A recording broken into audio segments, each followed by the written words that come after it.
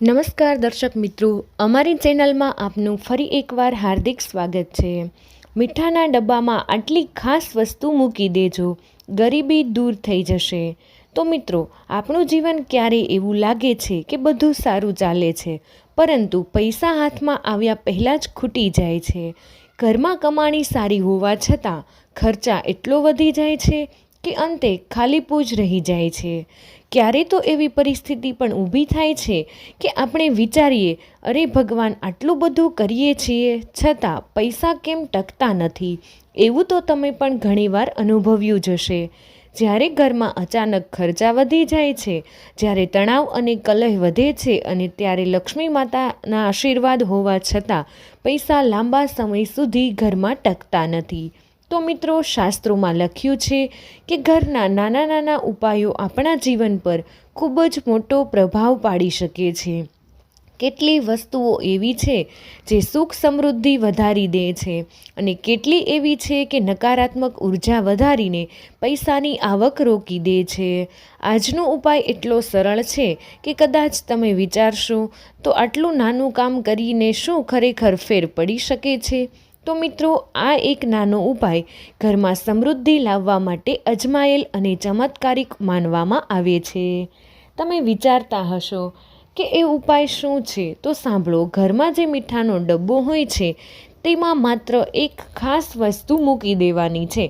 તેનાથી નકારાત્મકતા દૂર થવા લાગે છે અને ઘરના દરવાજે પૈસાનો પ્રવાહ વધે છે। લોકો કહે છે, જ્યારે આ ઉપાય કરવામાં આવે છે ત્યારે ઘરનું વાતાવરણ શાંતિપૂર્ણ બને છે, કલહ ઓછો થાય છે, અને સૌથી મોટી વાત, પૈસા હાથમાં ટકવા લાગે છે।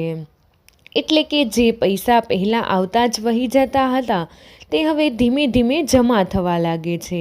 તો મિત્રો, મીઠું સ્વાદ માટે તો જરૂરી જ છે, પરંતુ વાસ્તુ અને શાસ્ત્રોમાં મીઠાને નકારાત્મક ઉર્જા દૂર કરવાની ચાવી માનવામાં આવે છે, અને જ્યારે એમાં આ ખાસ વસ્તુ મૂકી દેવામાં આવે છે ત્યારે તેની શક્તિ અનેક ગણી વધી જાય છે। તો જો તમે ઈચ્છો છો કે ઘરમાં લક્ષ્મી માતાનો સ્થાયી વાસ થાય તો આ ઉપાય જરૂર અજમાવો। પણ એ ખાસ વસ્તુ શું છે તો તેનો ઉલ્લેખ હું આગળના ભાગમાં કરું છું। ત્યાં સુધી યાદ રાખજો, સાચી સમૃદ્ધિ મેળવવા માટે વિશ્વાસ, શ્રદ્ધા અને સકારાત્મક એટલી જ જરૂરી છે જેટલી આ ઉપાય। હવે આપણે આગળ વધીશું। તો શું તમે ક્યારેય વિચાર્યું છે કે મીઠું આપણા જીવન સાથે કેટલું જોડાયેલું છે? રોજના ભોજનમાં મીઠું ન હોય તો ભોજન નીરસ લાગે છે, પરંતુ જ્યારે મીઠું યોગ્ય માત્રામાં ઉમેરાય છે ત્યારે ભોજનનો સ્વાદ અનેક ગણો વધી જાય છે। બિલકુલ એ જ રીતે જીવનમાં પણ મીઠું માત્ર સ્વાદ પૂરતું નથી, પરંતુ સમૃદ્ધિ માટે એક ખાસ શક્તિ ધરાવે છે। શાસ્ત્રોમાં લખ્યું છે કે મીઠું નકારાત્મક ઉર્જાને ખેંચી લે છે।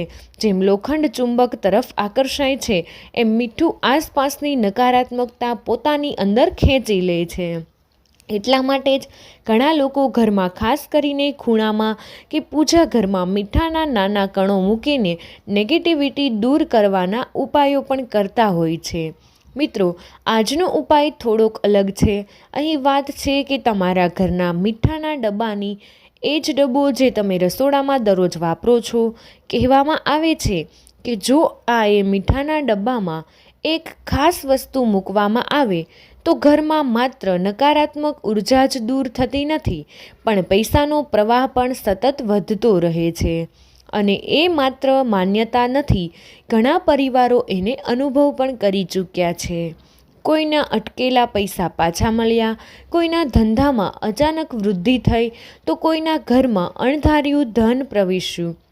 મિત્રો, આ ઉપાય પાછળનું રહસ્ય ખૂબ જ સરળ છે।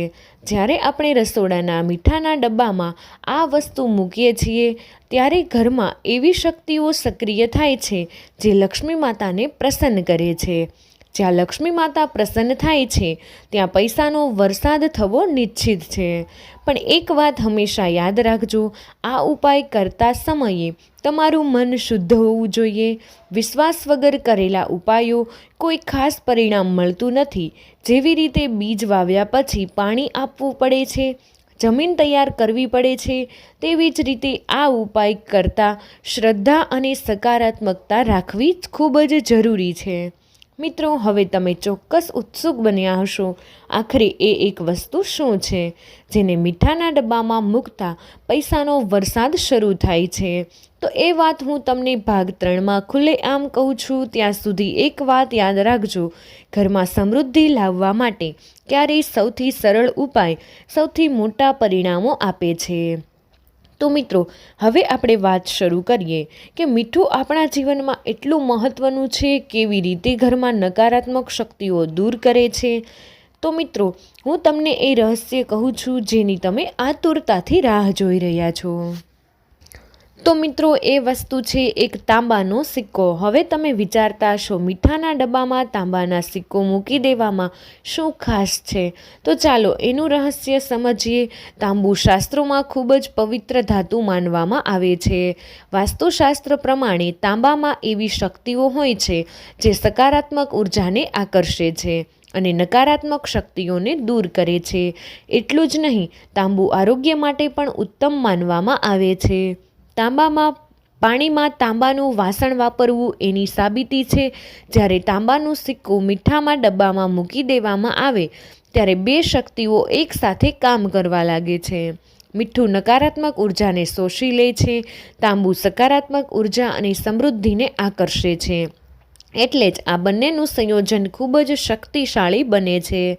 એવું માનવામાં આવે છે કે આ ઉપાયથી લક્ષ્મી માતા પ્રસન્ન થાય છે અને પૈસાનો પ્રવાહ ઘરમાં સતત જળવાઈ રહે છે. મિત્રો, ઘણા પરિવારો આ ઉપાય નિયમિત કરતા હોય છે. તેમના અનુભવ મુજબ ઘરનો તણાવ ઓછો થવા લાગે છે, અચાનક પૈસાની તંગી દૂર થવા લાગે છે, અટકાયેલા કામ ધીમે ધીમે પૂરા થવા લાગે છે. સૌથી ખાસ વાત, પૈસા માત્ર આવે જ નહીં પણ ઘરમાં અટકે પણ છે. આ ઉપાય કરવો ખૂબ જ સરળ છે. તેમ કરવાનું એ એક શુદ્ધ તાંબાનું સિક્કો લેવાનો છે, તેને સારી રીતે ધોઈને શુદ્ધ કરો, પછી રસોડાના મીઠાના ડબ્બામાં મૂકી દો. આટલું સરળ કામ છે, પરંતુ એની અસર ખૂબ જ મોટી હોય છે. હવે ખાસ વાત યાદ રાખજો, જ્યારે પણ મીઠાનો ડબ્બો ખાલી થાય અને તમે નવું મીઠું ભરો ત્યારે આ તાંબાનો સિક્કો બહાર કાઢી ધોઈને ફરીથી ડબ્બામાં મૂકી દો. આ રીતે તેની શક્તિ સતત કાર્યરત રહેશે. મિત્રો, ક્યારેય જીવનમાં મોટા ફેરફારો લાવવા માટે મોટા ઉપાયો કરવાની જરૂર નથી પડતી. નાના નાના ઉપાયો પણ આપણું જીવન બદલી શકે છે. શરત એટલી કે આપણે તેને વિશ્વાસ અને શ્રદ્ધાથી કરીએ. તો હવે તમને ખબર પડી ગઈ હશે કે મીઠાના ડબ્બામાં તાંબાનો સિક્કો મૂકી દો, પછી જુઓ કેવી રીતે પૈસાનો વરસાદ થવા લાગે છે. તો મિત્રો, તમને ખબર હશે કે તાંબાના સિક્કા મૂકવાથી પૈસાનો પ્રવાહ વધે છે, લક્ષ્મી માતા પ્રસન્ન થાય છે. પરંતુ માત્ર સિક્કો મૂકી દેવું પૂરતું નથી. જેમ કોઈ વાવેલા બીજને સાચા સમયે પાણી આપવું, ધૂપ છાંયની કાળજી લેવી જરૂરી છે, તેમજ આ ઉપાયને પણ યોગ્ય રીતે કરવો ખૂબ જ મહત્વપૂર્ણ છે. તો ચાલો હવે જાણીએ આ ઉપાય કરતી વખતે કઈ સાવચેતી રાખવી જોઈએ. તો નંબર 1 વિશે વાત કરીએ તો મીઠાનો ડબ્બો હંમેશા સ્વચ્છ રાખવો. મીઠું શુદ્ધતાનું પ્રતીક માનવામાં આવે છે. જો મીઠાનો ડબ્બો ગંદો હશે તો તેની અસર ઘટી જાય છે. હંમેશા ડબ્બાને સાફ રાખો, તેમાં ભીનું ચમચી ન નાખો. તાંબાનો સિક્કો શુદ્ધ કરવું જરૂરી છે. સિક્કો મૂકતા પહેલાં તેને ગંગાજળ કે શુદ્ધ પાણીથી ધોઈ લો. એને હળદર અને ગાયના દૂધથી પણ ધોઈ શકો છો. આથી સિક્કાની શક્તિ વધુ પવિત્ર બને છે. રસોડાની દિશા. વાસ્તુશાસ્ત્ર મુજબ રસોડું હંમેશા અગ્નિકોણ એટલે કે દક્ષિણ પૂર્વ દિશામાં હોવું શ્રેષ્ઠ છે. જો રસોડું યોગ્ય દિશામાં હશે તો જ આ ઉપાયનો પ્રભાવ અનેક ગણો વધી જશે. ઉપાય કરતી વખતે મનની સ્થિતિ. મિત્રો, માત્ર ઉપાય કરવાથી પરિણામ નથી મળતું. જ્યારે તમે તાંબાનો સિક્કો મીઠાના ડબ્બામાં મૂકો છો ત્યારે તમારા મનમાં એક સકારાત્મક સંકલ્પ લો, લક્ષ્મી માતા તમારા ઘરમાં સ્થાયી વાસ કરે છે, મારા પરિવારમાં સુખ સમૃદ્ધિ અને શાંતિ હંમેશા રહે, એવી ભાવના સાથે કરેલો ઉપાય ખૂબ જ ઝડપથી ફળ આપે છે.